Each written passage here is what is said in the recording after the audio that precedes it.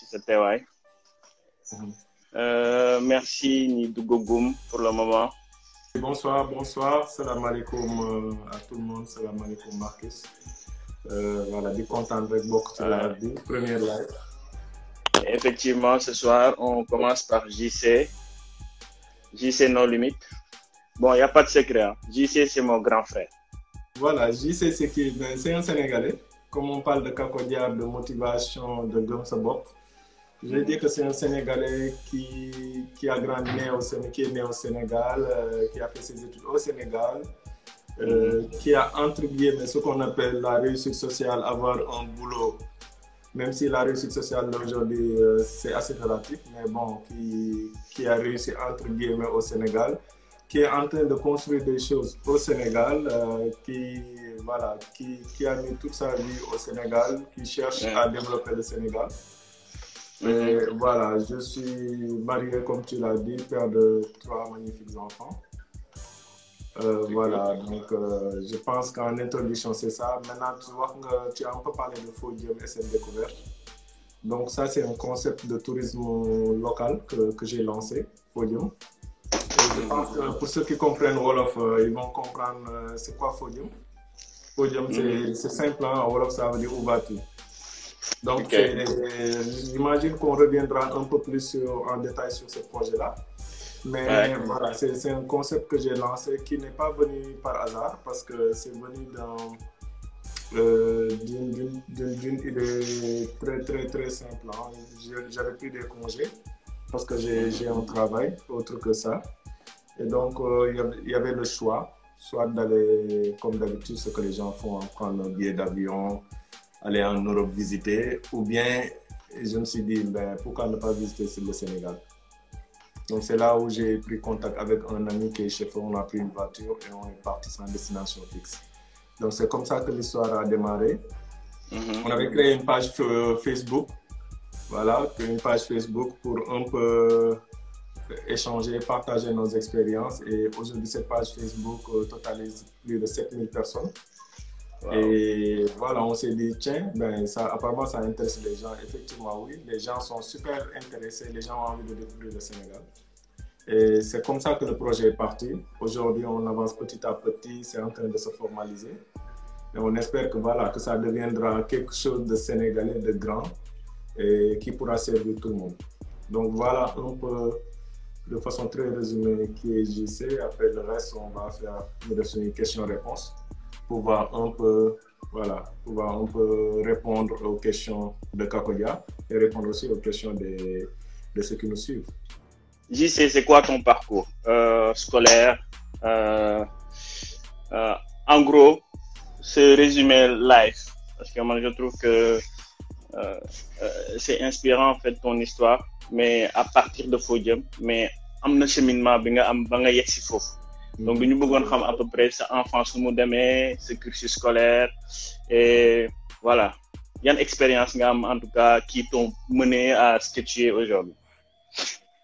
Oui, il y en a beaucoup, hein, parce que moi, comme tu le dis, on est issu d'une famille assez modeste. Et quand on dit famille modeste, ça veut dire que de ton enfance, c'est pas de c'est pas tout ce que tu avais envie d'avoir que tu avais. Okay. Donc, quand on était à l'école, voilà, on avait des parents très stricts qui étaient des enseignants, très stricts, qui nous ont éduqués, qui nous ont très bien éduqués, qu'on remercie au passage. Ensuite, voilà, j'ai été au collège de Thiès, au collège Saint-Gabriel. Mais avant tout ça, je pense que dans la famille, il y a eu une période où mon père avait été affecté à Thiès. Et donc, les 3 enfants, c'est avec moi qu'il était parti. Donc, c'est pour ça que j'ai eu cette proximité avec mon père, parce que à un moment donné, il a été mon papa, ma maman et tout, quoi. Donc, on a vécu seul pendant 2 ans à Louga. On revenait qu'en vacances à la maison. Et après, c'est là-bas où j'ai appris quand même beaucoup de choses, à me débrouiller sur pas mal de choses, parce qu'il n'était pas tout le temps là. Il fallait parfois se débrouiller, alors que j'avais quoi, 8 ans, 9 ans.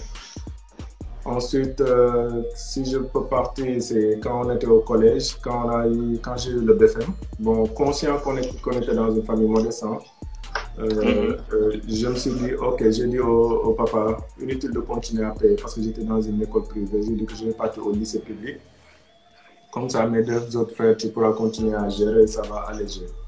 Donc ça, c'était un premier choix, je pense, de Gumsabok, comme on dit, de motivation et de conscientisation un peu de la situation de la famille, dans la famille.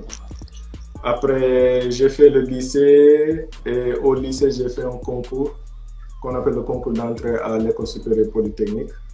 À l'époque, je me rappelle, mon père avait beaucoup envie que j'ai une préinscription. Comme d'habitude, hein, tous les parents rêvaient que leur enfant ait une préinscription pour aller étudier à l'extérieur.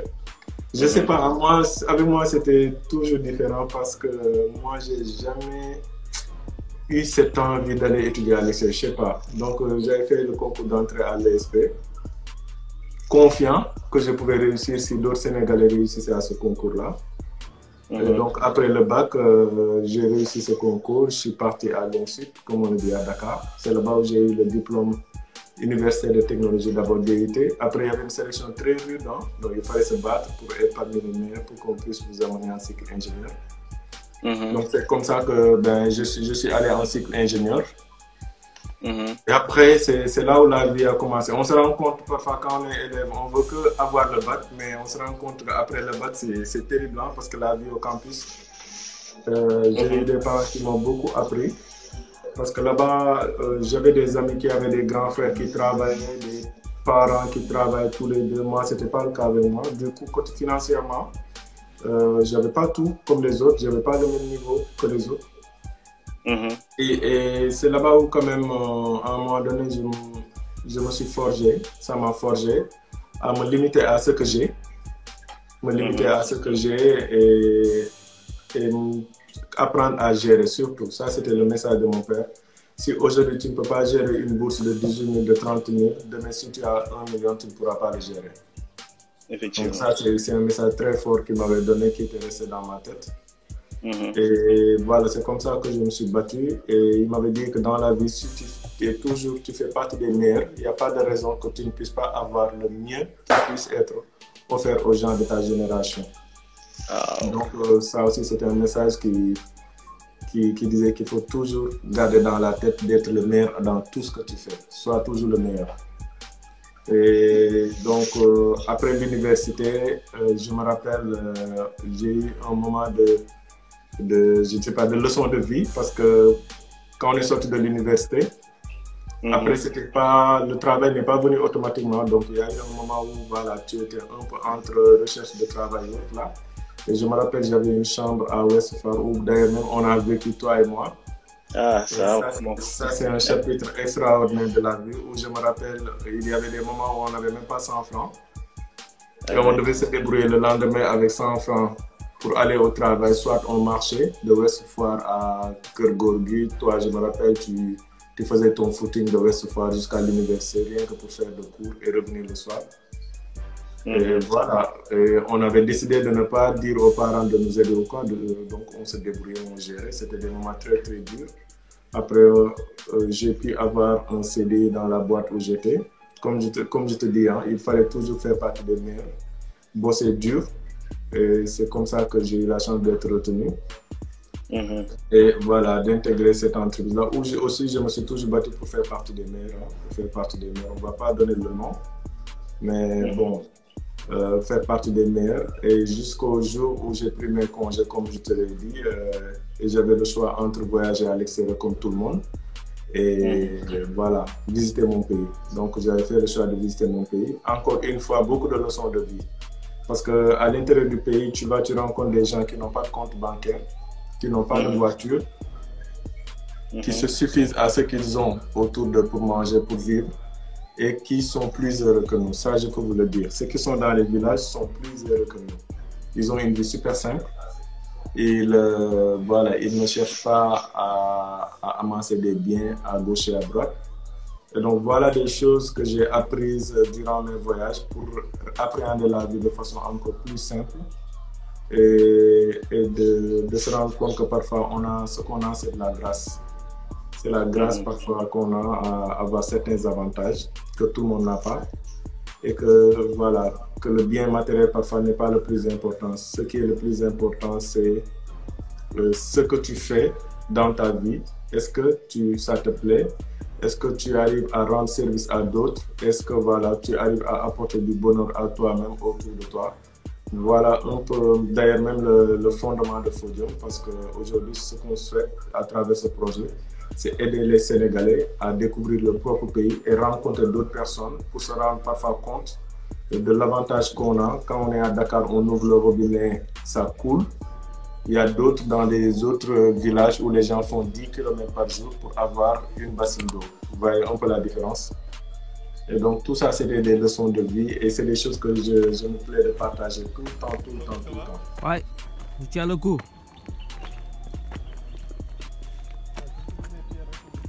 Non mais il faut même passer sous les arbres là. Ah, c'est difficile. Vous voyez, vous entendez comment je souffle? Ouais. C'est normal. Je ne pratique plus le sport. Ah là là. Je vais crier ma mère aujourd'hui. Oh maman, au secours.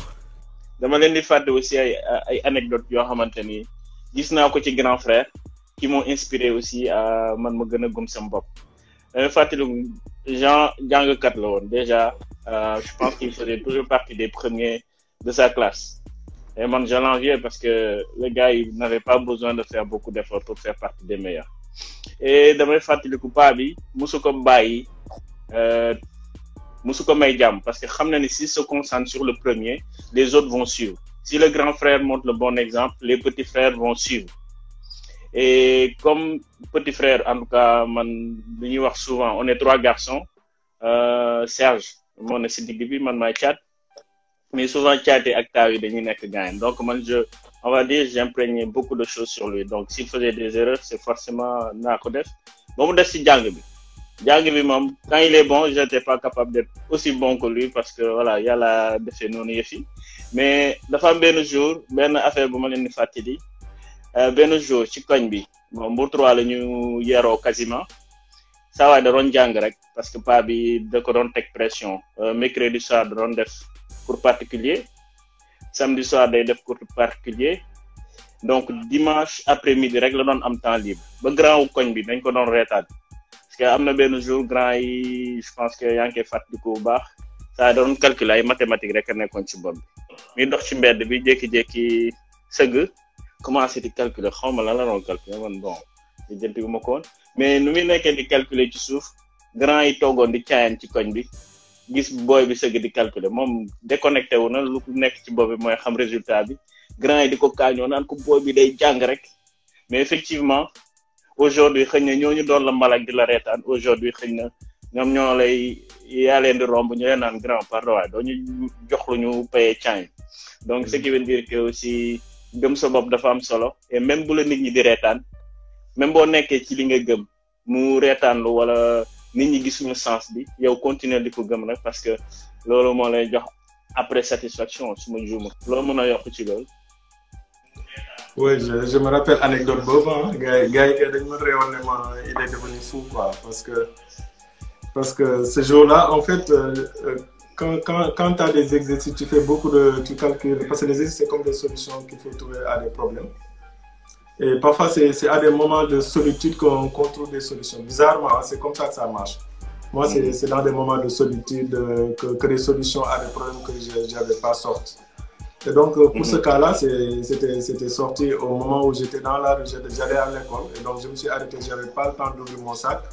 Et je me suis mis à tracer la solution sur le sol. Et je ne savais pas que les gars m'avaient un champ de vision, là, dans le champ de vision. Et à un moment donné, bam, j'ai vu des gars éclater de rire pour dire que mais le boy là, il est devenu fou, des trucs comme ça quoi. Et donc ça m'avait choqué, bon, ça m'avait pas plu. Mais après aujourd'hui, bon, on regrette pas de s'être beaucoup sacrifié. Effectivement, moi, je suis celui qui avait moins de temps pour lui-même à la maison parce que voilà, c'était beaucoup d'espoir que le vieux posait sur moi. Et bon, on le remercie parce que voilà, ils sont beaucoup sacrifiés pour ça. Et voilà, cette anecdote-là, effectivement, aujourd'hui, c'est les mêmes que je croise au quartier 20 ans après, en train de faire du thé au coin de la rue. Et ça me fait mal parce que je leur parle, bon, j'essaie de leur parler, un peu leur dire, voilà, il faut essayer de lancer des projets, il faut essayer des trucs en les aidant tous là. Mais oui, c'est à un moment donné, tu avances, et quand tu regardes dans le rétroviseur, tu te rends compte que, oui, que tu as fait du chemin, que tu as fait beaucoup de sacrifices, et c'est grâce à ça aujourd'hui que tu es devenu la personne que tu es. Et donc, ouais, cette anecdote-là, bon, je ne sais pas, il faut que Guéné là, mais ça revient de très loin là. Je salue aussi bien Max, Ibrahim Dramé, Raki, voilà, tous ça là qui sont online. Merci beaucoup à vous. Narienne, la grande cuisinière, Narienne, que tu vois là. Une grande cuisinière, c'est bien.